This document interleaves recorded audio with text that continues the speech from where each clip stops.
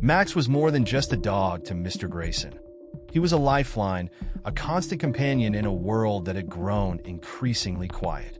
Mr. Grayson's days were simple, yet they were filled with meaning because of Max. The pair had found each other at the perfect time, both searching for something neither fully understood until they met. 5 years ago, Mr. Grayson had walked into the local animal shelter, unsure of what he was looking for. He had lost his wife 3 years prior, and his only daughter, Sarah, had drifted away over the years. The house felt like an empty shell, echoing memories of a life he could no longer reach.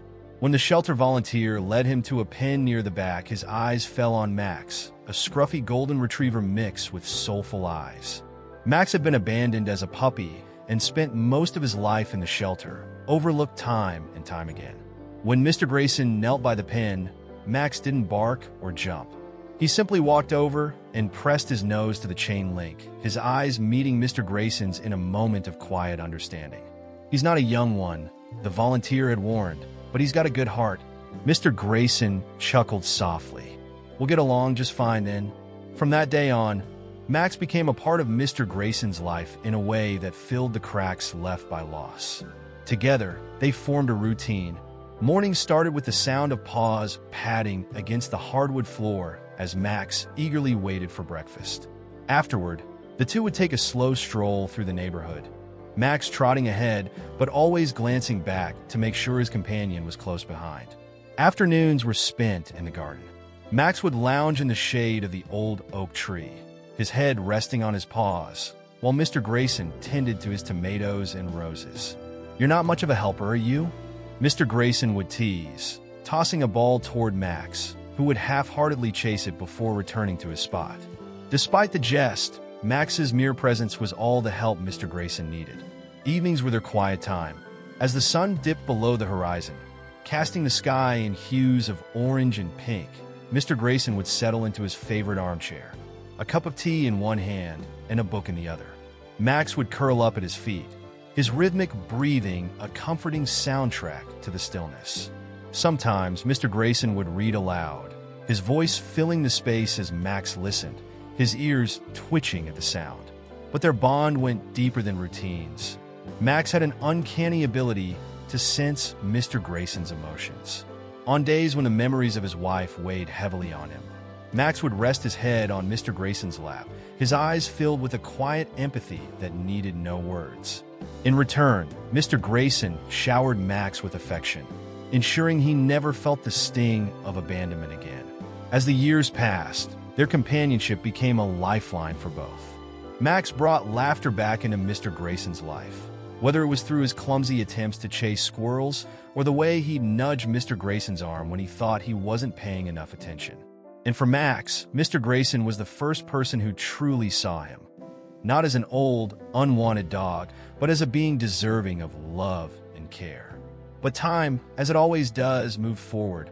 Mr. Grayson's steps grew slower, his voice softer, and his energy waned. Max, ever perceptive, adjusted his pace on their walks, sticking closer to Mr. Grayson's side. He no longer chased after squirrels or played with his toys. Instead, his focus was entirely on his companion.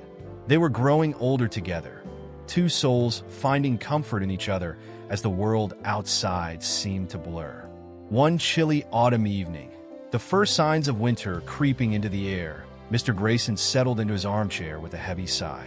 Max curled up by his feet as usual, but there was something different about the atmosphere, an almost imperceptible stillness. Mr. Grayson reached down, his hand resting on Max's head. "You've been a good boy," he murmured, his voice barely above a whisper. Max looked up at him, his eyes filled with the understanding only a dog could possess. That night, as the wind howled outside and the leaves danced in the moonlight, Mr. Grayson drifted off in his chair, a peaceful smile on his face. Max stayed by his side, his head resting on his paws, unaware that the rhythm of his companion's breathing had ceased. When morning came, Max nudged Mr. Grayson's hand, whining softly when there was no response. He barked, a sound filled with confusion and desperation, but the house remained silent. Hours passed, and Max refused to leave his side. his loyalty unshaken even in the face of loss. It was the neighbors who eventually noticed the absence of Mr. Grayson's presence in the garden or on his morning walks. When they entered the house, their hearts broke at the sight of Max lying faithfully by the armchair, his eyes filled with a sorrow so deep it was almost human.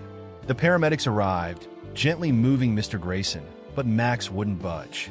It took the coaxing of a kind neighbor to lead him away, though he kept glancing back, his tail tucked between his legs. The house that had once been filled with the warmth of their bond was now empty. Max, confused and grieving, spent his days pacing near the door, waiting for a return that would never come. At night, his soft cries echoed through the halls, a heartbreaking reminder of the love he had lost. Max's condition grew worse with each passing day.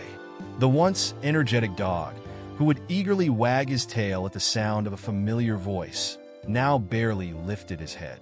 His coat lost its luster, and his movements became sluggish as if the weight of his sorrow was too much to bear.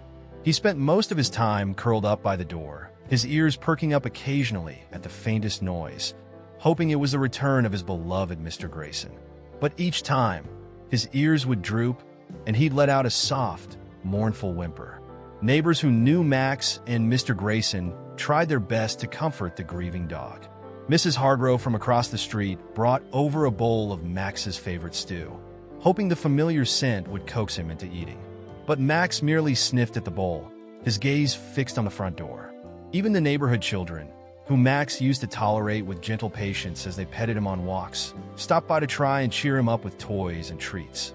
Still, Max remained unmoved, his heart broken in a way no one could fix. As the days turned into weeks, the neighbors became increasingly concerned. "He's going to waste away if this keeps up," Mrs. Hargrove fretted, watching from her window as Max lay motionless on the porch. "That poor dog needs help." It was then that Mr. Andrews, another neighbor and a retired animal rescue volunteer, suggested taking Max to the local veterinarian. When they came to retrieve Max, he didn't resist. He allowed himself to be gently led away from the house, though his steps were slow and hesitant, as if he was still reluctant to leave the place where Mr. Grayson's scent lingered. His soulful eyes scanned the doorway one last time before he was placed in the back of Mr. Andrews' car. The local veterinarian, Dr. Emily Carter, was known for her compassionate care and her ability to understand even the most challenging cases. When Mr. Andrews arrived with Max, she immediately noticed the dog's thin frame and listless demeanor. "He's grieving," she said softly, kneeling down to meet Max's gaze. Losing his owner must have been devastating for him. Dr. Carter gently examined Max, her hands careful and soothing. She noted his declining weight and the way his eyes seemed to avoid hers, as if he couldn't bear to connect with another human. "It's not just his body that's suffering, it's his heart," she told Mr. Andrews. Dogs form deep emotional bonds with their owners. When those bonds are severed, it can affect them profoundly. Determined to help Max, Dr. Carter decided to keep him under her care at the clinic. She set up a cozy corner in her office with a soft blanket and a small heater to keep him warm. She tried offering him high-calorie foods and even hand-fed him bits of chicken and rice. But Max would only nibble half-heartedly before turning away. "You're holding on to so much pain, aren't you, buddy?" she murmured one evening, sitting beside him and stroking his fur.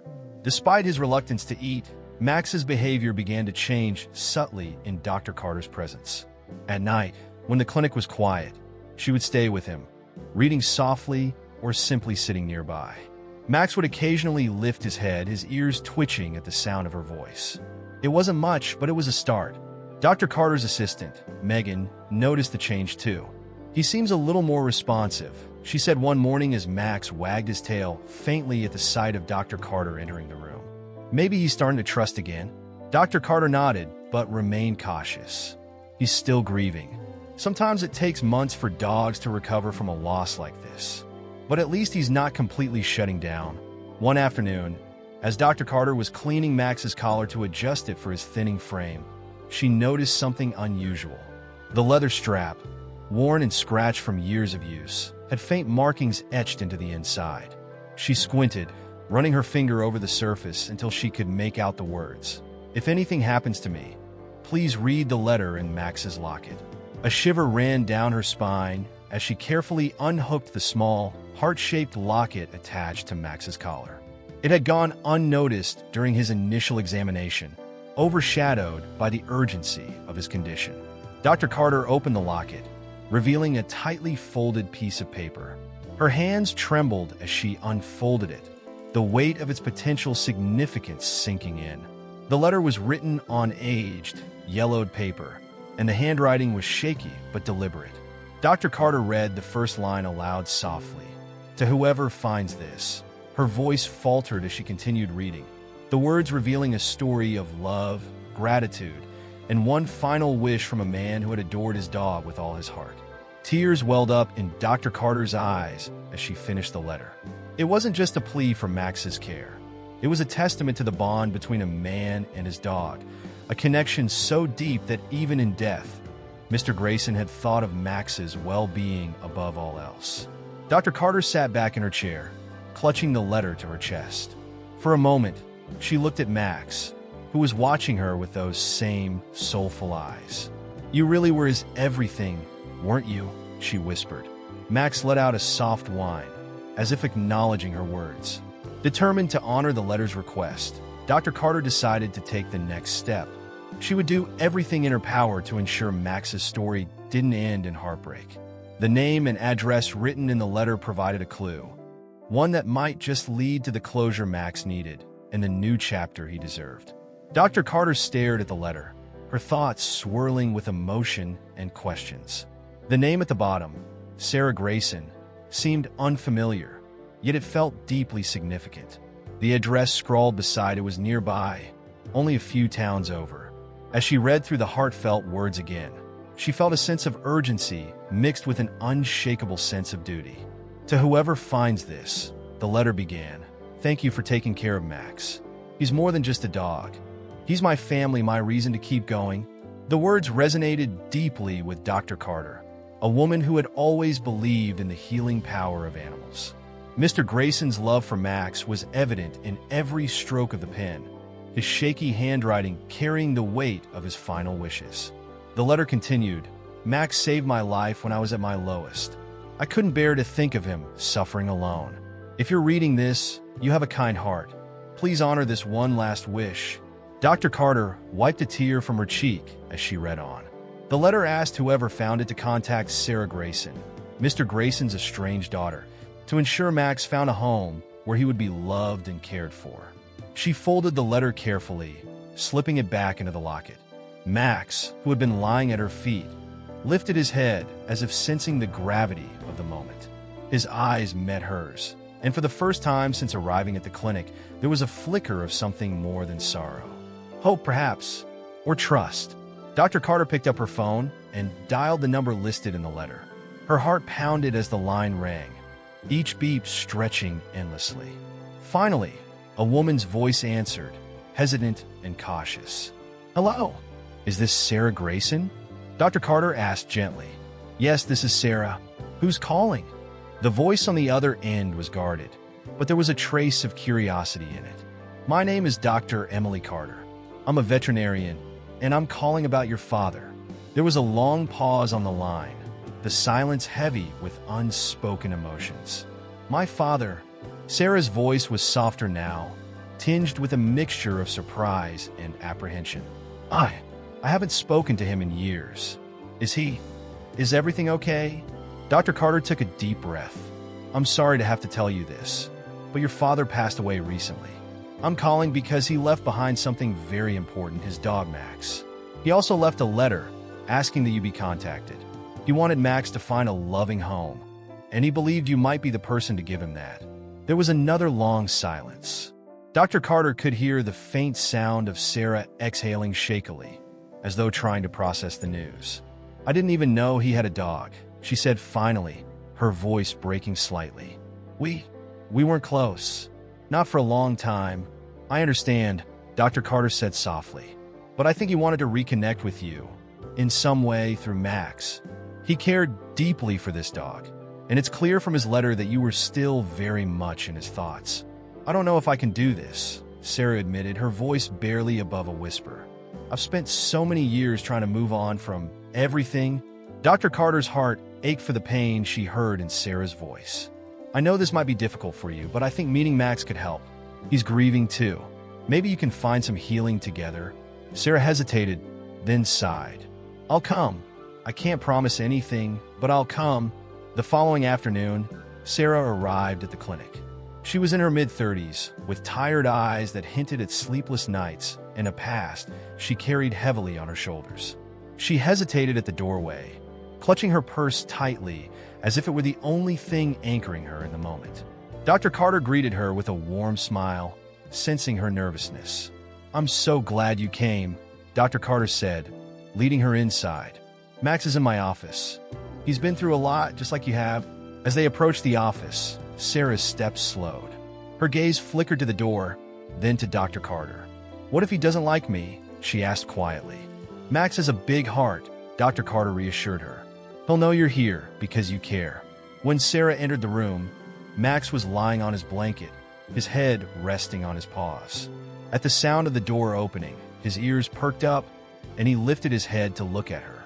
For a moment, he simply stared, his amber eyes locking onto hers. Sarah knelt down, unsure of what to say or do. "Hi, Max," she said softly, her voice trembling. I'm Sarah." Max tilted his head, as if trying to understand her. Slowly, he stood and walked toward her, his steps cautious but deliberate. When he reached her, he sniffed her hand, his nose cold against her skin. Then, to Sarah's surprise, he leaned into her, pressing his head against her chest. Tears streamed down her face as she wrapped her arms around him, her fingers sinking into his fur. Dr. Carter watched from the doorway, her own eyes misting. "I think he likes you," she said with a small smile. Sarah laughed through her tears, nodding. "I think so too." They spent the next hour together, Sarah getting to know Max and hearing stories about him from Dr. Carter. She learned about his quirks, his routines, and the deep bond he had shared with her father. With each story, the wall Sarah had built around her heart began to crack, allowing memories of her father to seep through. Memories she had tried so hard to bury. As she prepared to leave, Dr. Carter handed her the letter. "This is for you. It was written for whoever would care for Max, but I think you should have it." Sarah unfolded the letter and read it, her hands trembling. By the time she finished, her face was a mixture of sorrow and determination. "I couldn't be there for him when he needed me," she said, her voice firm. "But I could be there for Max. I'll take him home." Max seemed to sense the shift. When Sarah reached for his leash, he wagged his tail faintly, a small but hopeful sign. As they walked out of the clinic together, Dr. Carter felt a sense of peace. Max and Sarah had found each other in the aftermath of loss, and maybe, just maybe, they could help each other heal. The drive home was quiet, with only the soft hum of the car engine filling the space. Max lay on the back seat, his head resting on his paws, occasionally lifting his gaze to look out the window. Sarah glanced at him in the rearview mirror, her heart aching at the sight of the dog her father had loved so much. She couldn't shake the feeling that Max understood more than most would assume. His quiet demeanor and soulful eyes spoke of a wisdom born from shared pain. When they arrived at Sarah's modest home, Max hesitated at the front door. He sniffed the air, his tail wagging faintly as he stepped inside. The house was unfamiliar, but Sarah's gentle tone and careful movements reassured him. She led him to the living room, where a soft blanket and a bowl of water waited by the fireplace. "This is your new home now, Max," she said softly. "I hope it feels like home to you, too." Max approached the blanket cautiously, circling it a few times before lying down with a heavy sigh. Sarah watched him for a moment before retreating to the kitchen to make herself a cup of tea. As the kettle boiled, her mind wandered to her father. Memories she had tried to lock away began surfacing. His laughter, the way he hummed when he worked in the garden, the warmth of his presence during her childhood. She remembered how things had changed after her mother's death, how grief had turned him quiet, and how they had drifted apart over the years. Now, standing in her kitchen with her father's dog in the next room, Sarah felt a pang of regret, so sharp it brought tears to her eyes. She hadn't been there for him, but she could be here for Max. She could honor her father's love for this dog by giving Max the life he deserved. The first few days were a learning experience for both of them. Max, still mourning the loss of Mr. Grayson, spent much of his time lying by the door, his gaze fixed as if expecting his owner to walk through at any moment. Sarah tried to coax him out with treats, walks, and toys, but his energy was low, and his tail wagged only occasionally. She gave him space, letting him adjust at his own pace, while doing her best to make him feel loved and safe. One morning, Sarah woke early and found Max sitting by the living room window. The sunrise cast a golden glow across his fur, and for the first time, she noticed a faint spark in his eyes. She sat down beside him, resting her hand gently on his back. "Do you miss him?" she asked, her voice soft. Max looked at her, his head tilting slightly as if he understood.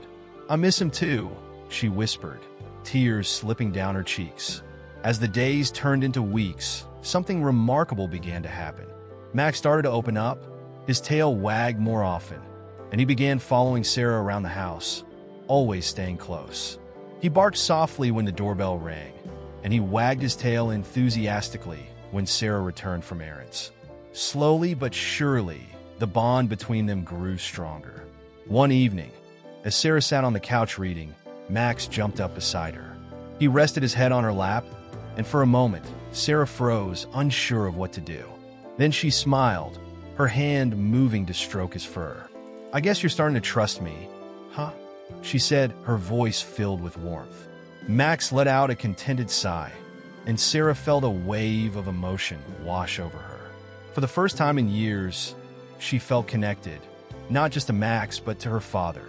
Inspired by the change in Max, Sarah decided to revisit some of the places her father had loved. One weekend, she took Max to a nearby park where Mr. Grayson had often walked him.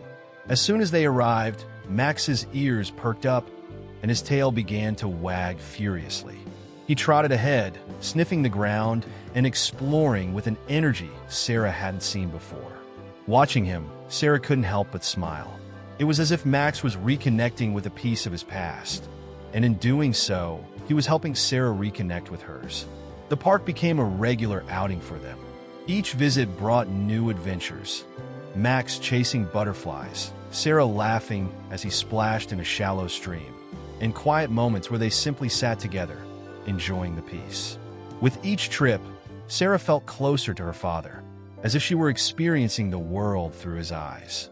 Months passed, and the pain of loss slowly gave way to something softer, a deep appreciation for the love that had been shared and a gratitude for the bond that had formed between Sarah and Max. One crisp autumn day, Sarah decided it was time to visit her father's grave. She packed a small bouquet of flowers and Max's leash, and the two of them set off for the cemetery.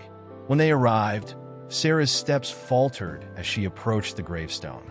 It had been years since she had visited, and the emotions were overwhelming. Max seemed to sense her hesitation. He pressed against her leg, his presence steadying her. Together, they stood before the stone that bore her father's name. "Hi, Dad," Sarah said softly, her voice trembling. "I'm sorry it took me so long to come back. I wish I could have been there for you, the way you were always there for me." She placed the flowers gently on the grave, her tears falling freely now. "Thank you for Max. He's been my lifeline, just like he was yours." Max stepped forward, his nose touching the gravestone briefly. He then sat beside Sarah, his head held high as if standing guard. The sight brought a bittersweet smile to Sarah's face. "He misses you too," she said, stroking Max's fur. "But I promise I'll take care of him. I'll give him the love you wanted him to have." As they turned to leave, a gentle breeze swept through the cemetery, rustling the leaves and carrying with it a sense of peace. Sarah paused, glancing back at the grave one last time. For a moment, she thought she felt her father's presence, warm and reassuring, as if he were thanking her for fulfilling his final wish. Walking back to the car, Sarah looked down at Max. His tail was wagging, and his eyes were bright. "Ready to go home, boy?" she asked, her voice steady now. Max barked softly, and Sarah smiled. Together, they stepped into the next chapter of their lives, carrying with them the love and legacy of a man who had brought them together.